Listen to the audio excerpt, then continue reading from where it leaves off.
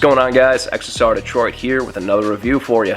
Today we're going to be talking about the street performance of the Honda CRF300L. I've had this bike nearly a year now, which is kind of crazy, but it's a dual sport, so you can ride it on the street or you can ride it on the trail. And I wanted to do a big review video, and when I started writing down notes, I realized that a lot of my notes were kind of contradicting each other based on whether I was riding the street or riding on a trail. So I decided to break them up into two videos so we could talk about the very different experiences that you get with this motorcycle. But let's get into it. There's no other way to say this, but on the street, the Honda CRF is a slow bike, but it's not underpowered. You have plenty of power to get around, hit 45 miles an hour, 50 miles an hour. You actually get to rev the engine and go through the gears, which is really nice. First gear feels a little short, but it makes a lot of sense off-road, but on-road, you're just gonna pretty much be shifting right out of it. But the clutch is very lightweight. Shifting feels really nice on this bike, and like I said, it's fun to just like rev this bike up and scoot around, and you're not breaking the law, which is more than I can say for my other bike, which does not take very long to break the law. The suspension on the 300L catches a ton of flack, and it's at its worst off-road, but on-road it's really soft and comfortable. The bike in general is very easy to ride. At just over 300 pounds, it's lightweight and nimble. It's fun to corner with, and you don't even have to get aggressive with it. And I mean, you can't, because you've got 50/50 dual sport tires, which I think for stock tires on-road are pretty fine. I've never had an issue with losing grip or anything. Obviously it's dual sport tire, you can't push it that hard on the street, but for just riding around town, they're perfectly fine. My bike is the non-ABS version, so I can't really say much about the ABS on this bike because I don't have it. I haven't been in a situation with this bike where I've had to use ABS, and the brakes are completely fine. This bike is kind of like, it's a slow bike that you kind of just want to take out when you want to like take in the scenery. It's not a bike for when you want to get somewhere fast. Let's talk about the ergonomics of this motorcycle for a bit. I'm 5'8". I'm a bit of a manlet, so if I were any shorter, the bike's height might have been a problem. So if you're shorter than 5'8", you may want to consider getting a lowering link or something. For me, I feel like I'm right at the edge.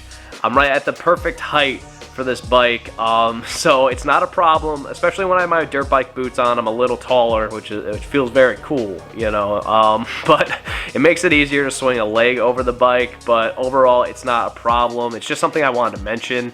The stock handlebars are fine. I did swap them out for a Pro Taper high bar, but the reason I swapped it out was more for like off-road durability and running hand guards. It wasn't a comfort issue. The stock bars were fine. I will say that the Pro Taper high bar is a pretty big upgrade, and I recommend it anyway because the stock handlebar is extremely easy to bend, so something you may want to look into. I do have a video on that as far as installing the full handlebar setup.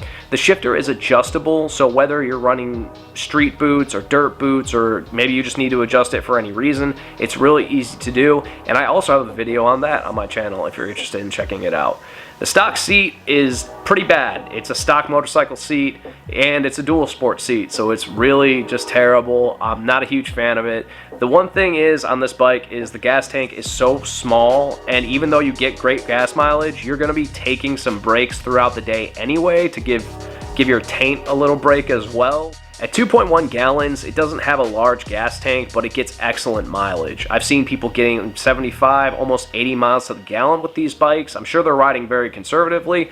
My bike has around 65 miles to the gallon, and I don't ride with gas consumption in mind, so I think that's actually pretty good.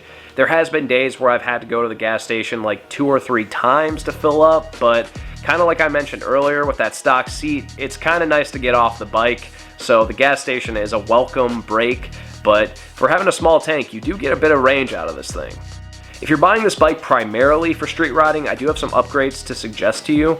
The first being a luggage rack. This bike has no storage options aside from a very small toolbox, so you're going to want to add that. Personally, I don't like wearing a backpack when I ride, so it's very convenient that I could just throw it on the luggage rack, bungee it down, and go about my day. But also it opens up a lot of opportunities for other kinds of luggage or a gas tank or anything you want to add to it. It's just like a day one must-have upgrade for this bike. Another thing I would recommend is a tank bag for more storage. The tank bags that I've seen aren't that big, but they would fit like your wallet, keys, I don't know, maybe a granola bar or two, you know, just it's nice to have extra storage on a bike when you're riding it on the street. Another thing I would recommend is some kind of cell phone mount. I use quad lock products on both of my motorcycles with vibration dampeners, and I've never had an issue with them. I also bought a 2 USB charger that connects to the battery tender, and that's really nice. I can charge my GoPro and my phone at the same time. It's really convenient, so that's something I would definitely put on the bike if you're interested in riding it on a daily basis. I gotta admit, I love riding my Honda CRF on the street. I bought this bike primarily for trail riding and learning about dirt riding because it's a new thing for me, but I don't have a truck and I don't have a trailer, so I wanted something that was street legal so I could ride the trails and then ride home afterwards. But it's a practical bike. I find myself riding it to work. I find myself running errands because if you're going 45 miles an hour, you don't need a ton of power. I don't need my XSR 900 with 3 cylinders and a handful of torque. I just need a bike to scoot around on, and that's what this bike is good for. It kind of slows everything down in a good way, and that's what I like about it, I think, the most. I think for a first-time rider, somebody brand new to motorcycles, this would be a really good choice because it's lightweight, it's not very powerful, it's not going to be an intimidating experience for a first-time rider, and maybe you're like me and you've been riding for years and you want to try out the dirt thing, so, you know, maybe pick up a dual sport. Like as a second bike, it's awesome. Like if you could have your street bike in the garage and one of these, it's a lot of fun. I've just really been enjoying it, and I'm kind of bummed out. My riding season is coming to a close, so I know I'm going to be itching to ride this. Maybe I'll pull it out after a snowstorm or something fun, but we'll get to that, you know, we'll get to that when it happens. But overall, it's a great bike. I really do enjoy it, especially for street riding.